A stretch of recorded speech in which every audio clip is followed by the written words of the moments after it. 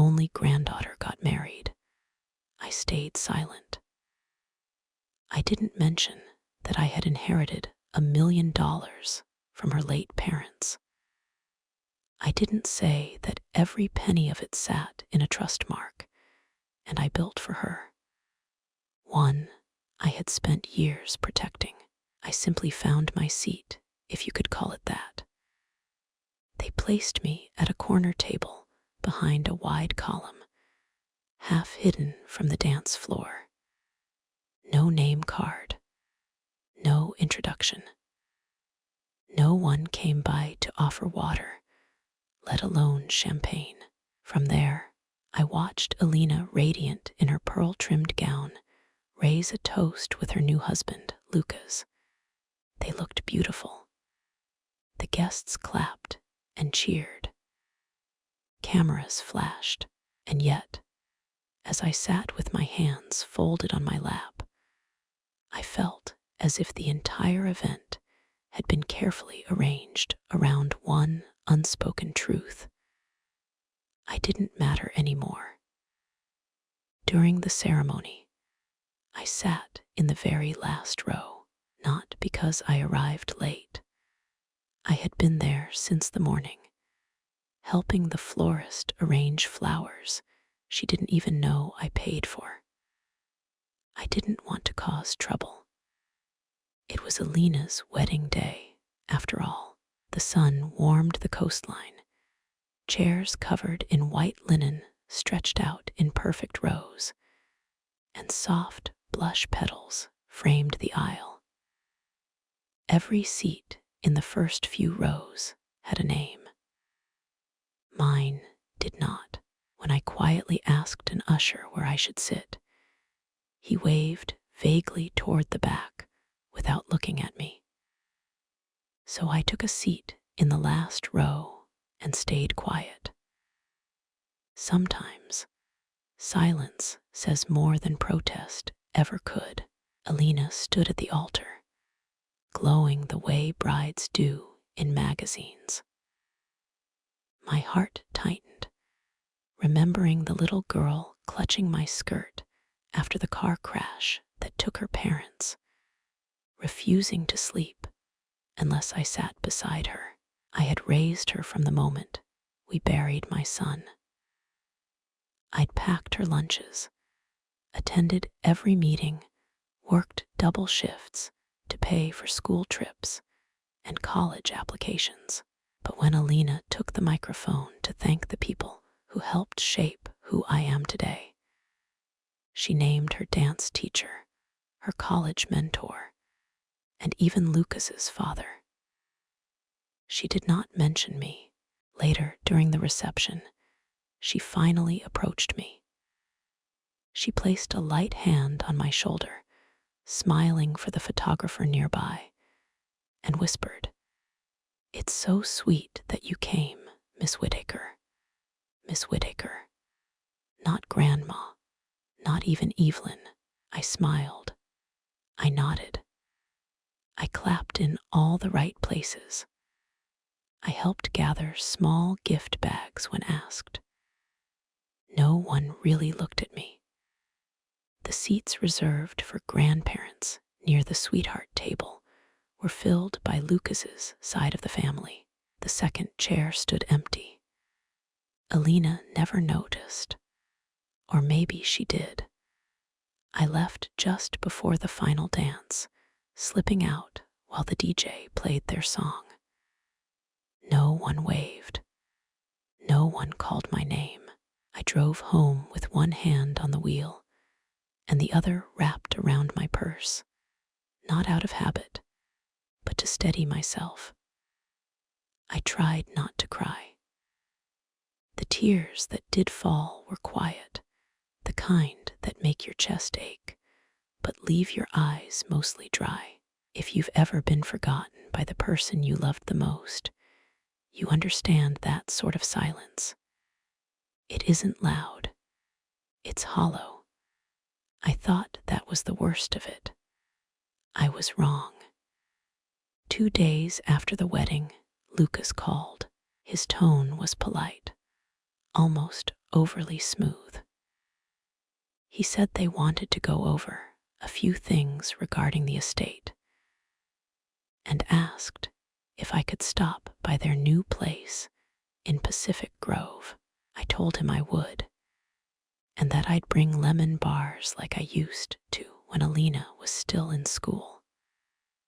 I didn't know it yet, but waiting for me in that condo was the first crack in the illusion that this was just thoughtlessness.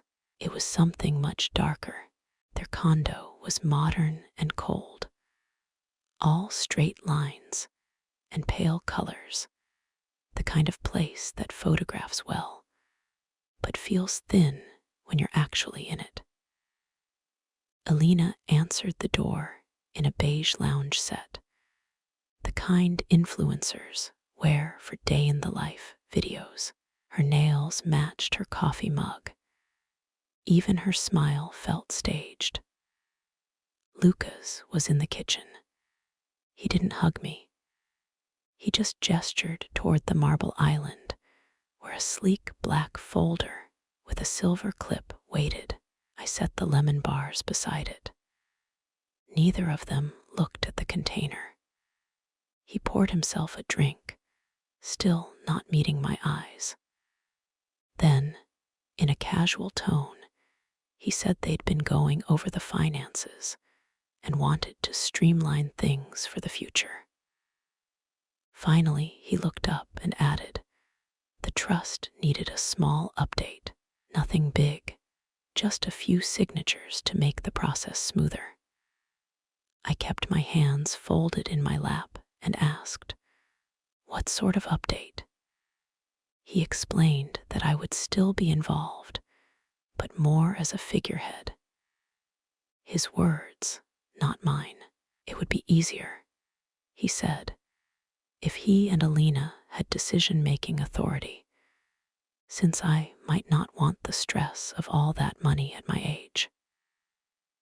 He chuckled as if we were discussing something light, like splitting a restaurant bill. He pushed the folder toward me. I didn't pick it up right away. The title on the first page read, Trust Reassignment Addendum. That was the first red flag. I'd managed resident estates for years at the Transitional Care Home Mark, and I ran. I knew the tone of legal documents. This one was too smooth, a corporate gloss over something that felt wrong. I flipped the pages slowly.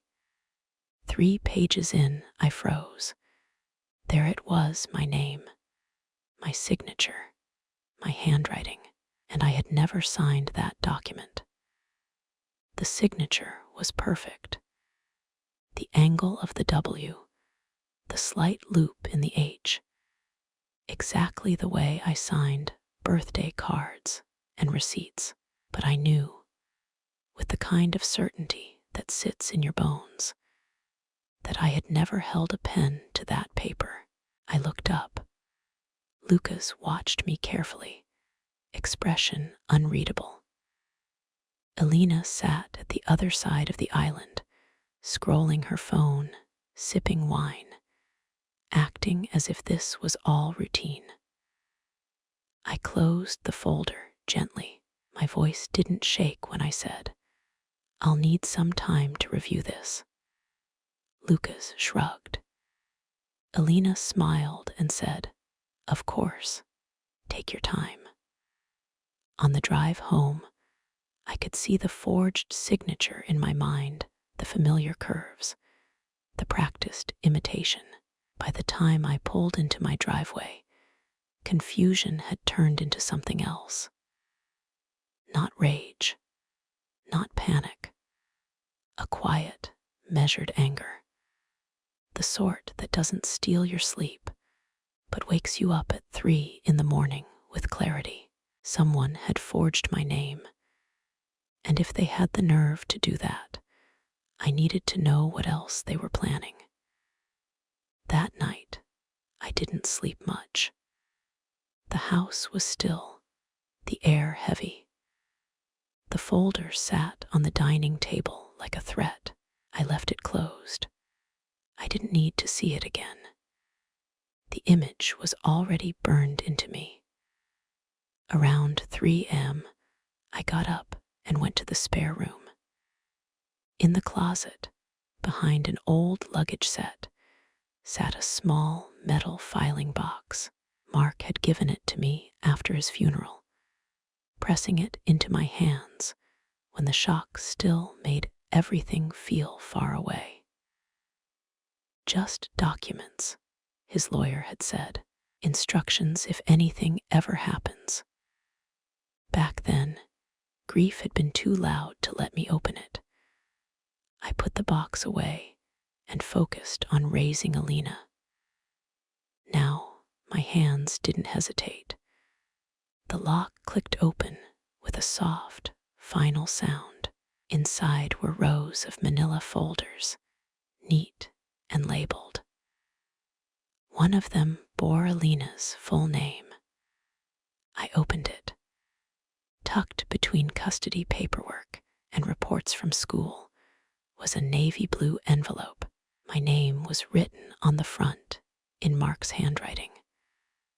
I sat down, held the envelope for a moment, then slipped the letter out. It was short. Mark never used more words than necessary. If Alina ever turns, you'll know. The original trust is on the USB. You're the trustee. You decide everything. Protect her if you can, but protect yourself if you must. Behind the letter, in a plastic sleeve, I found a small blue USB drive. I plugged it into my old laptop. A folder appeared on the screen. For Mom. Inside were PDF copies of the original trust documents, every notarized page, every clause. It was all there, my name as sole trustee, full discretion over distributions, and a clear condition.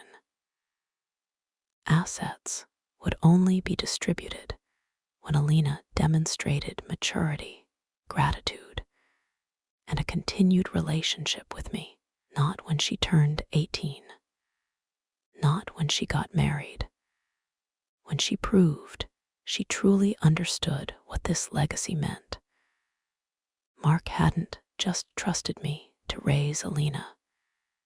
He had trusted me to guard the family's future, and someone had tried to write me out of it with a pen stroke I never made. I sat in the dim light of the kitchen until the sun began to spill over the neighbor's roof. Everything outside looked the same: the quiet street, the garden, the faint morning fog. But inside, something had shifted completely. They thought I was just an old woman who could be erased. They forgot I was the one holding everything up. The next morning, I called someone I hadn't spoken to in years, our former estate lawyer, Evelyn Das. Evelyn had retired after her second husband passed away, leaving the city for a quieter life inland, where she grew heirloom tomatoes and complained about gophers. But her mind was as sharp as ever. When I explained I needed an extra set of eyes on some documents, she didn't ask for details. She simply said, "Bring everything this afternoon." Her small stucco house smelled like coffee and rosemary. She sat at the kitchen table, slid on her reading glasses, and went through each document line by line. First, the original trust from the USB, then the forged addendum Lucas had handed me. I watched her face instead of the papers. When she finished, she tapped the forged trust with one finger. "This," she said calmly, "is a problem." She She pointed out the issues one by one: the improperly witnessed signature page, the expired digital notary seal, subtle formatting inconsistencies. Each point was another brick in the wall between what they wanted and what they were allowed to do. Then she looked me in the eye and said what I already knew. That is not your signature. There's a strange kind of relief in having your worst suspicions confirmed by someone who knows the law. Evelyn explained my options. 1. Take this straight to probate court, report the forgery, and push for criminal charges. That path would be public, messy, and brutal. 2. Move quietly. File a notice of suspected fraud with the registrar, trigger an internal review, freeze the trust, and let them make more mistakes while we gathered evidence. We don't yell, she said. We document. By the time I left her house, I had something I hadn't felt in a long time. Not hope exactly. A plan. At home, I went to the small safe in my bedroom closet. Inside were old bank statements, my will, and a tiny voice recorder Mark used to carry during family meetings at the care home. He always said people behaved more clearly when they knew things might be recorded. I charged it overnight.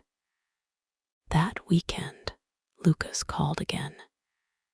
His tone was sweet on the surface, but tighter underneath. Have you had a chance to look over the paperwork? He asked. If anything's confusing, Alina's cousin is an estate planner. He'd be happy to explain it to you. I told him I'd be happy to come by and talk through everything. He sounded pleased. On Sunday afternoon, I walked into their condo with a Tupperware of potato salad and the recorder tucked into the side pocket of my purse. I switched it on before I rang the bell. Lucas greeted me at the door with a practiced smile. Alina was in the kitchen, uncorking wine, moving with an ease that didn't match the tension in the room. We sat at the table. The same black folder sat between us. This time, Alina spoke more. She used words like streamlining, efficiency, and long-term strategy, as if she were reciting a pitch. She kept glancing at Lucas, nudging him with her eyes when he hesitated. I listened. I asked about the notary, the witnesses, the digital seal. Lucas's face changed in small ways, a blink that lasted a fraction too long. A pause where there shouldn't have been one. Alina jumped in, explaining that a paralegal, someone out of state now, had handled the revisions. Her words came fast and bright, as if speed could cover the cracks. When she finally finished, I smiled and said, "Thank you. I'll need everything in writing. Emails, summaries, and names." They agreed a little too quickly. They thought that was a good sign. The recorder clicked off in my purse 20 minutes later. Back home, I saved the audio to 3 separate drives. I didn't yell. I didn't accuse. I wrote down dates, names, details. And the next morning, I made 3 quiet stops. The post office, where I sent certified copies of the trust documents, and the audio to a secure box arranged by Evelyn, a print shop, where every page was copied, stamped, and neatly bound, and the registrar's office, where I filed a formal notice of suspected fraud related to a living trust. The clerk behind the glass didn't flinch, but her hands hesitated for half a second. A supervisor came out, tie a little crooked, voice calm and professional. He explained that the filing would trigger an internal review. The trust would be frozen, no changes, no distributions, no transfers, until the matter was resolved. That will be fine, I said. By the time I walked back outside, the coastal breeze felt different on my skin, not lighter exactly, but sharper, like the air itself had decided to stand on my side. While we waited for formal verification, I turned my attention to Mark's old files. I went through not only my records, but his boxes of neatly labeled folders from the years when we ran the care home. He left little arrows in the margins of documents, circling clauses he thought were important, scribbling phrases like future risk and revisit. In a folder labeled future considerations, I found a draft letter addressed to Alina. It wasn't signed or dated, but his message was unmistakable. He wrote about the estate not as a prize, but as a responsibility. The money wasn't meant for show, to impress people, or buy temporary affection. It was meant to be used with humility, caution, and respect. He had planned to give it to her someday. Someday, not just any day. I folded the letter and placed it beside the voice recorder on the kitchen table. Late that evening, Evelyn called. Her voice was steady. Her contact at the Bar Association had reviewed the scanned signature and flagged it as highly suspect. A full forensic analysis would take time, but the early indicators pointed strongly toward manipulation. It was no longer just my word against theirs. The house was quiet. Outside, the wind moved through the rosemary bush by the window. I poured myself a glass of water and stared at the trust documents on the table. This wasn't just about money anymore. It was about where loyalty ended and greed began. 2 days later, Lucas showed up unannounced. He knocked twice, then opened the front door like he still lived there. His footsteps came down the hallway, confident, familiar. He found me in the kitchen. He gave me the tired, soft smile he used to get out of trouble when he and Alina first started dating. He said he was just checking on me, that Alina was worried and thought I might not be sleeping well. I nodded and offered him coffee.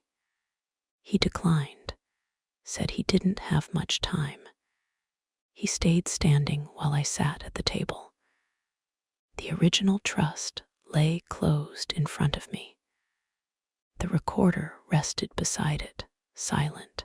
He spoke gently, saying he understood the paperwork might have felt overwhelming, that maybe I'd felt rushed, but they hoped I'd realize it wasn't about cutting me out. It was about making things easier for everyone. That word again, efficient. He said Alina had friends who could manage the portfolio, people younger, more in touch with modern strategies. I listened. Then I asked quietly, "Is that what Mark would have wanted?" He didn't answer. Instead, he reached into his coat and pulled out a thick envelope with my name written on the front, not in his handwriting. He slid it toward me and said it was a revised copy, more aligned with what we all originally agreed to. A show of good faith, he called it. I didn't touch it until after he left. Inside was exactly what I expected, a more polished forgery. This time, there were multiple pages bearing my signature. If anything, that made it worse. Someone had worked very hard to try to erase me properly. I called Evelyn. She didn't sound surprised. "Don't react," she said. "Not yet. Every change they fabricate gives us more to use." That night, I made another list, not of what I knew, of what they didn't know. They didn't know the estate had already been formally flagged. They didn't know I had recorded 2 of our meetings. They didn't know Evelyn had pulled in a document specialist and a financial oversight officer. And they didn't know that I had used my authority as trustee to amend the final clause of the trust. Mark had given me full power to revise the terms while I remained trustee. I had filed a new clause placing a temporary lock on all distributions for the next 5 years, unless I decided otherwise. The next morning, I filed that amendment. Lucas and Alina thought they were playing a clever game with the rules. What they didn't realize was that I still held the rule book. A week passed in near silence. No calls from Lucas. No polite emails from Alina. No visits. But quiet doesn't always mean calm. Sometimes it's the pause between decisions. I spent the days doing ordinary things, watering plants on the porch, returning a library book, buying brown rice and figs at the co-op. On the outside, everything looked unchanged. Inside, I reviewed the case file every morning, copies of forged documents, Evelyn's notes, confirmation from the registrar that the freeze was in place. Each page was another layer of protection. On Friday, an envelope arrived. No return address. My name printed in stiff black letters. Inside was a formal invitation. Alina and Lucas were hosting a reception at a vineyard estate for Alina's extended family, those who lived upstate and hadn't attended the coastal wedding. Printed menus, valet parking, elegant script. At the bottom, under the RSVP line, a handwritten note. "We hope you'll say a few words." I stared at that line for a long time. This was not a peace offering. It was a test. They thought I might be worn down, lonely, desperate to be included, that I would show up, smile, and behave. I didn't tear up the invitation. I pinned it to the fridge with a blue magnet shaped like a watering can. Then I sat down and started writing.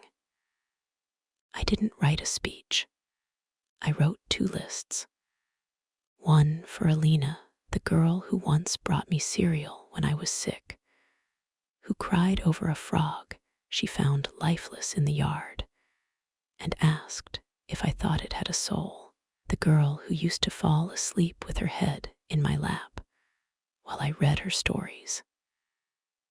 Now, a woman who had watched a forged signature slide across my table and said nothing. One for Lucas, the young man who helped me carry grocery bags and thanked me for Sunday dinners, who used to call me Mrs. W with a grin. Now, a man who saw my age not as wisdom, but as vulnerability he could exploit. They weren't monsters. They were people who made choices, bad ones, layered one on top of another, until the distance between who they once were and who they had become was impossible to ignore. On Sunday, I called Evelyn and told her I planned to attend. She hesitated. Then she said, "All right, but don't confront them publicly. Not yet. Observe. Let distance speak for you." So I bought a navy dress, modest, simple, the kind that blends into a crowd but still photographs well. I polished Mark's old watch and pinned my mother's brooch to my collar. I drove to the vineyard alone. The staff at the entrance looked momentarily confused when I gave my name, as if I wasn't on the first list they saw, but they found it eventually and ushered me in with a professional smile. The vineyard was beautiful. Rows of vines stretched under a pale gold sky, lanterns hung from white pergolas, and soft music drifted around neatly arranged tables. It was the kind of place built for appearances. Alina thrived in places like this. I took a quiet seat under an olive tree and watched as guests arrived. Laughter floated through the air, accompanied by flashes of phones capturing candid moments. Then I saw them. Alina in a champagne-colored dress, perfect hair, perfect posture. Lucas in a tailored suit, hand resting at the small of her back. They scanned the crowd until their eyes found me. Alina's smile widened. She walked over with her arms open. "Grandma, I'm so glad you could make it," she said, hugging me lightly, carefully, like someone hugging a prop. "I wouldn't miss it," I replied. Lucas extended his hand. "We knew you'd come. Family sticks together, right?" "Sometimes," I said. For a second, something flickered in his eyes. As we stood there, a man in a gray suit approached. He greeted Alina and Lucas by name, then turned to me. "You must be Mrs. Whittaker," he said. "I'm Charles Rendell. We've been in contact." I watched Alina's and Lucas's faces tighten. They tried to recover, but not fast enough. "Yes," I said smoothly, even though this was our first formal meeting. "Of course," Charles continued pleasantly, unaware of or indifferent to the tension. "My firm is assisting with fiduciary oversight on the Whittaker Trust. I'm looking forward to continuing our discussion later this evening." He smiled, nodded to all of us, and walked away. Lucas went pale. Alina's fingers tightened around the stem of her glass. "Oh," I added gently, "I suppose we'll all have a very transparent evening." Someone called Alina over for photos. She walked away, heels clipping a little too fast against the stone. Lucas stayed behind. "You're making a mistake," he said quietly. I looked at him, really looked. Fear sat just behind his anger. "No, Lucas," I said. "I stopped making mistakes the moment I saw my name forged on your document." His jaw clenched. He said nothing. The music rose. Guests laughed. Cameras flashed. I walked to my table, not to hide, but to be seen. Tonight, I would not sit in the back row. Dinner service began, and with it, the tension. I could feel Alina's eyes on me from time to time, checking whether I was smiling, whether I looked approachable, controllable. Lucas barely left her side, whispering in hurried bursts whenever he thought no one was looking. They were not in control anymore, and they knew it. Midway through the evening, Charles sat at my table. He asked about Mark, our care home, how we structured the original trust. His questions were careful and respectful. He took notes. A few guests nearby glanced over, curiosity beginning to stir like a breeze. When he left, Lucas leaned across the table, trying to keep his voice low. "You're embarrassing us," he hissed. I dabbed my mouth with my napkin and looked at him evenly. "I've said nothing untrue. You're embarrassed by reality, not by me." He didn't like that. Later, Alina took the stage with a microphone in her hand, and a smile stretched a little too thin. She thanked everyone for coming, spoke about new beginnings and gratitude, and then, to my quiet surprise, said, "There's someone here tonight who means the world to us. We'd love for my grandmother to say a few words." She looked at me with a smile that said, "You know what to do. Be sweet, be small." I stood and walked to the stage. The crowd clapped politely. I felt the weight of many eyes, some indifferent, some intrigued, some sharp and assessing. Alina handed me the microphone. Her fingers were cold. I didn't raise my voice. I didn't point fingers. "I'm very grateful to be here," I began. "When Alina lost her parents, both our lives changed. We became each other's only family for a while. Mark and I did everything we could to build a future for her, one based not just on money, but on values." The crowd quieted. "Trust is something you build slowly," I continued. "It takes years to earn and only moments to lose. The legacy Mark left behind was never meant to be just a bank balance. It was always meant to be handled with humility and respect, not altered in the dark, without consent." A few people shifted in their seats. "I'm proud to say that what he built is protected," I said. "Recent attempts to change that legacy are being reviewed through the proper legal channels. Whatever happens next will happen in the light, not behind closed doors."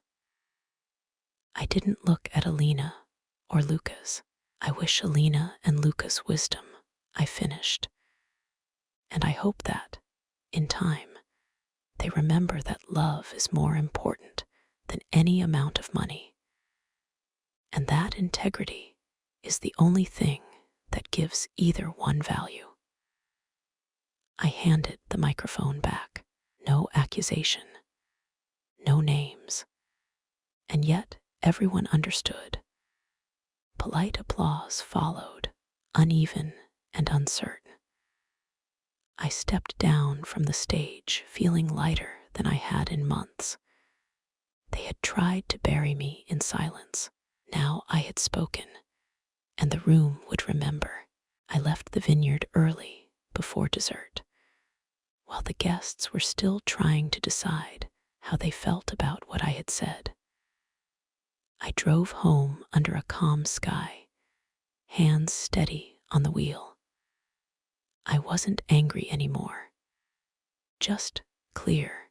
When I pulled into my driveway, a car followed close behind.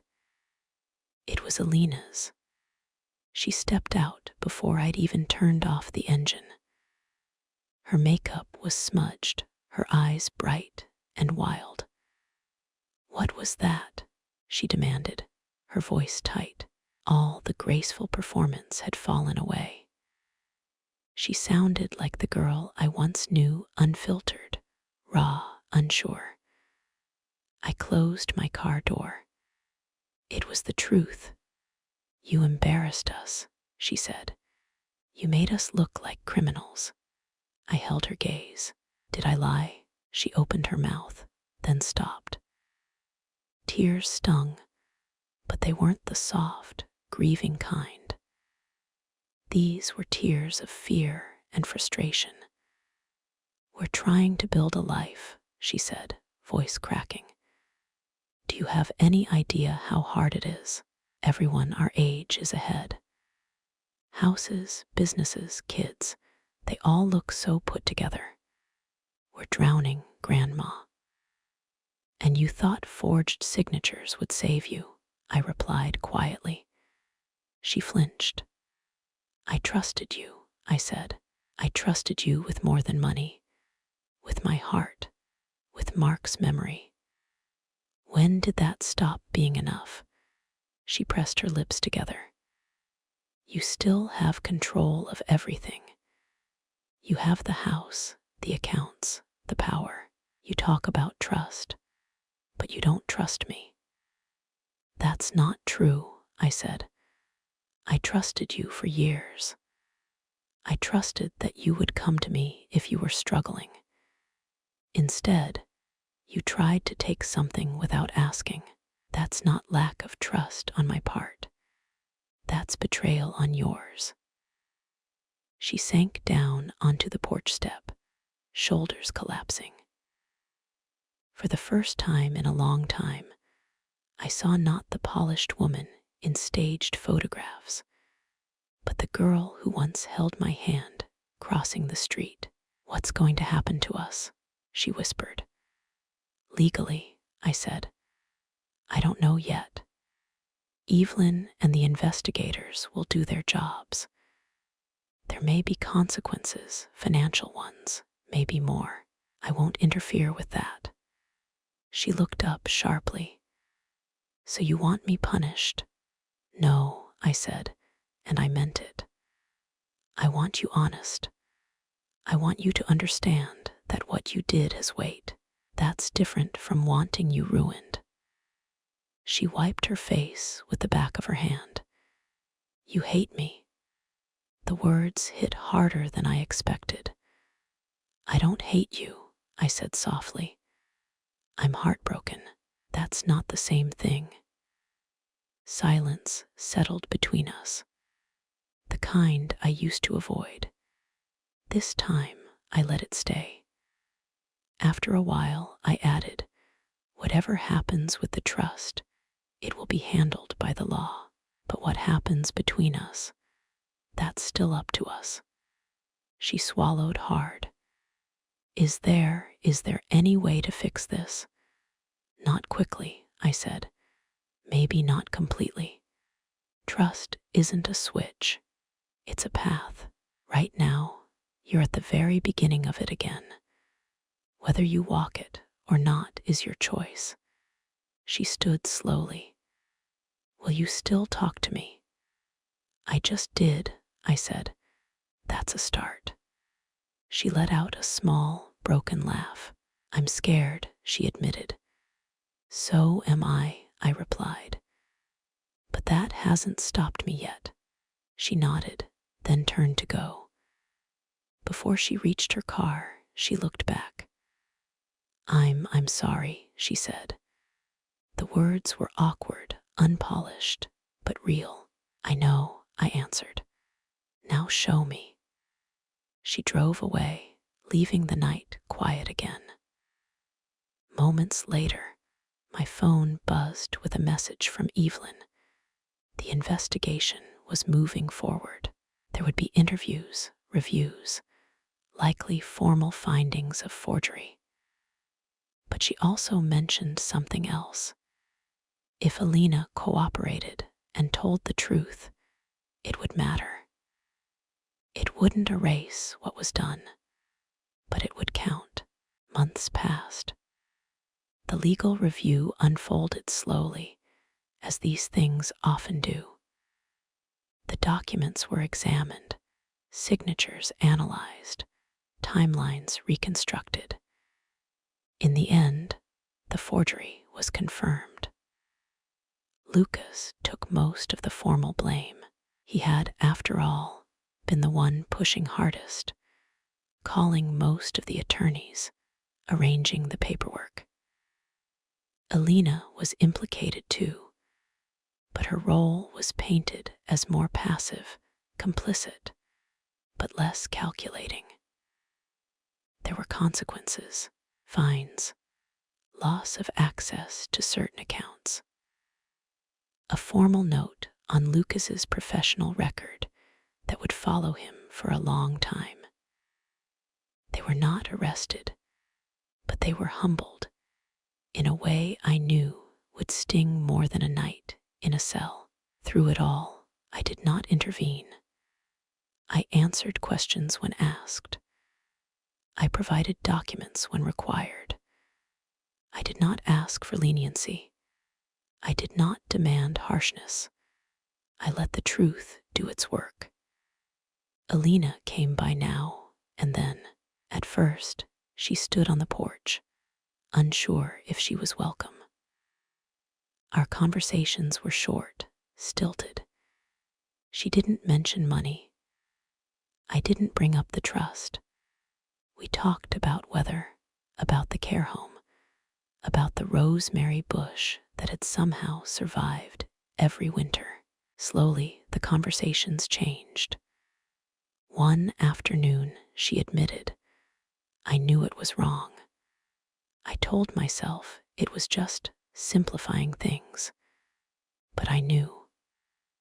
I didn't let her off the hook. That's the part you'll have to live with, I said, not what Lucas did, what you allowed. She nodded without arguing. On another visit, she sat at the table where the forged documents once lay and said, I've started working again. A real job, not just sponsored posts. It doesn't pay much yet, but it's mine.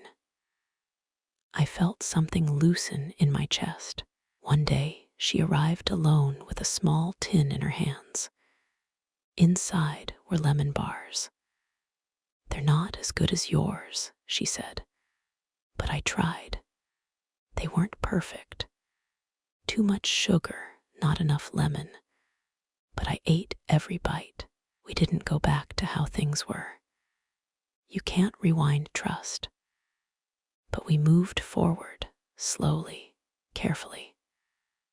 I kept control of the trust. Mark's name meant too much to me to do anything else. But I began to teach her, not about how to get the money, about how to understand it, how it was built, what it was for. I showed her Mark's draft letter.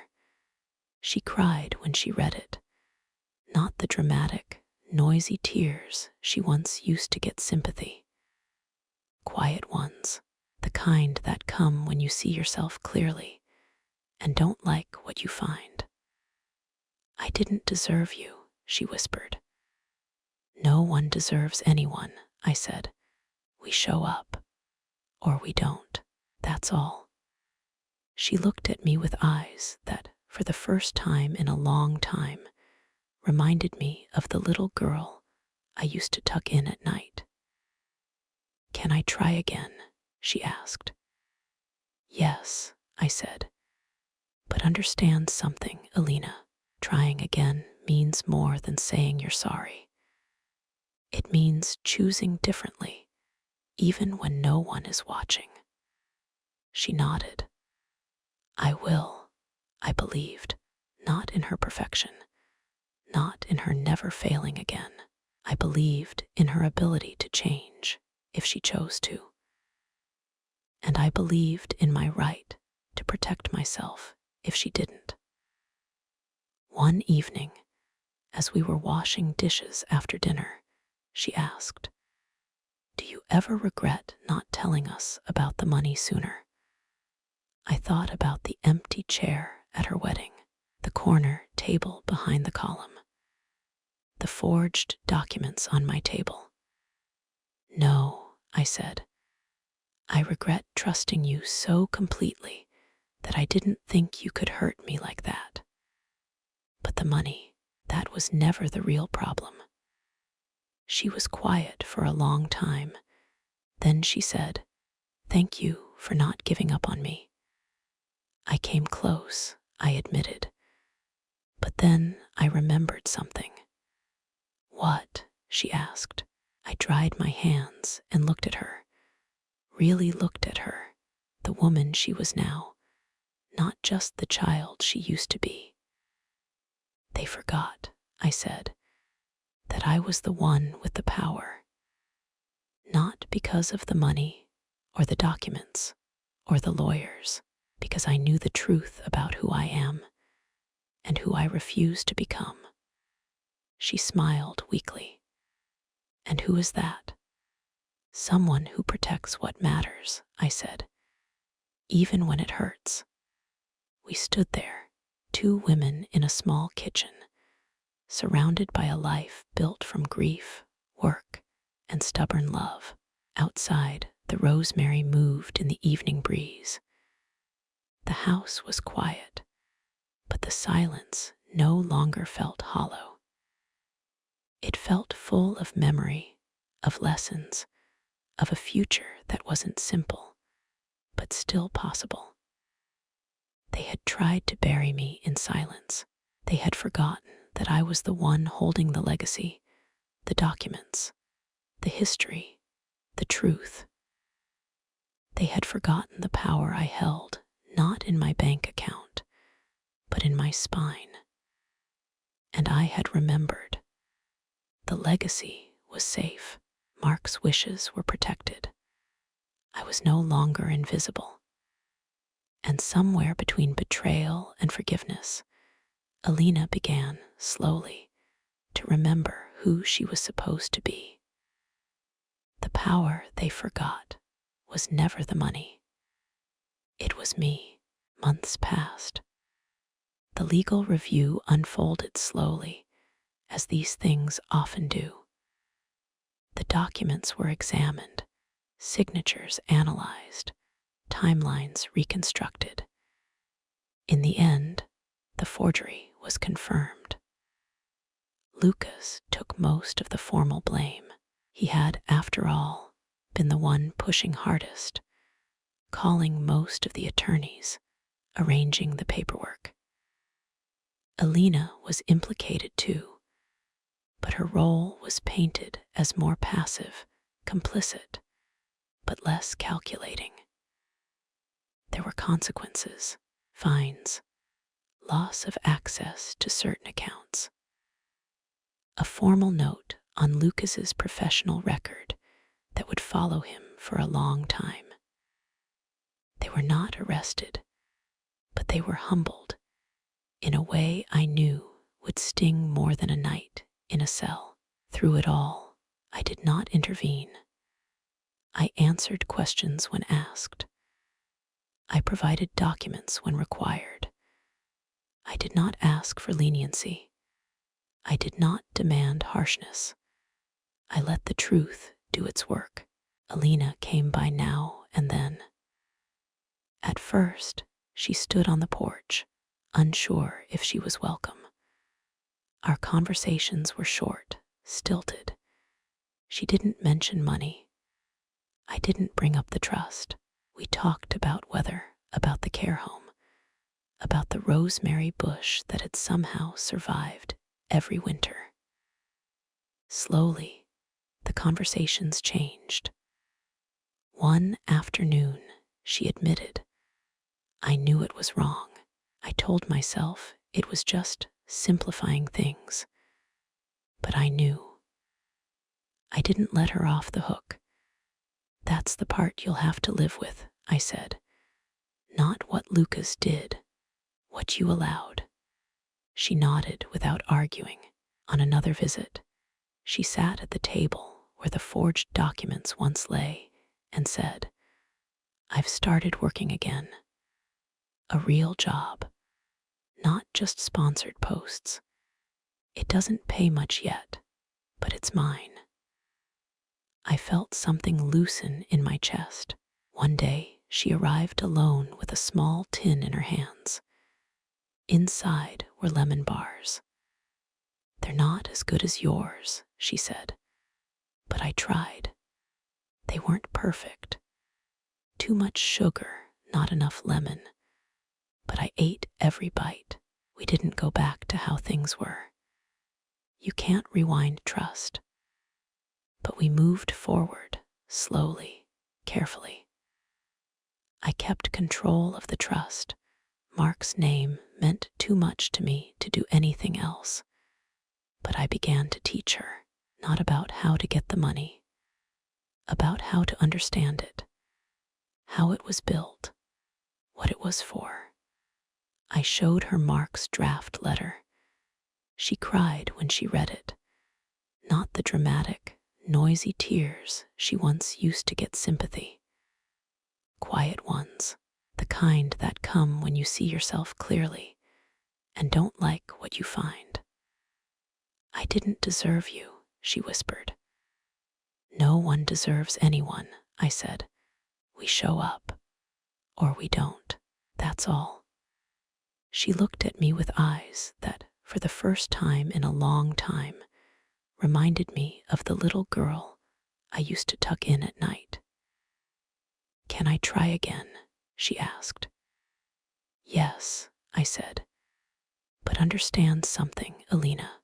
Trying again means more than saying you're sorry. It means choosing differently, even when no one is watching." She nodded. "I will," I believed, not in her perfection, not in her never failing again. I believed in her ability to change if she chose to. And I believed in my right to protect myself if she didn't.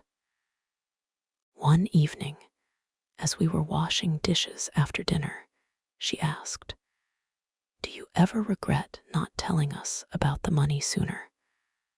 I thought about the empty chair at her wedding, the corner table behind the column, the forged documents on my table. "No," I said. "I regret trusting you so completely that I didn't think you could hurt me like that. But the money, that was never the real problem." She was quiet for a long time. Then she said, "Thank you for not giving up on me." I came close, I admitted. But then I remembered something. "What?" she asked. I dried my hands and looked at her, really looked at her, the woman she was now, not just the child she used to be. "They forgot," I said, "that I was the one with the power. Not because of the money or the documents or the lawyers, because I knew the truth about who I am and who I refuse to become." She smiled weakly. "And who is that?" "Someone who protects what matters," I said, "even when it hurts." We stood there, two women in a small kitchen, surrounded by a life built from grief, work, and stubborn love. Outside, the rosemary moved in the evening breeze. The house was quiet, but the silence no longer felt hollow. It felt full of memory, of lessons, of a future that wasn't simple, but still possible. They had tried to bury me in silence. They had forgotten that I was the one holding the legacy, the documents, the history, the truth. They had forgotten the power I held, not in my bank account, but in my spine. And I had remembered. The legacy was safe. Mark's wishes were protected. I was no longer invisible. And somewhere between betrayal and forgiveness, Alina began, slowly, to remember who she was supposed to be. The power they forgot was never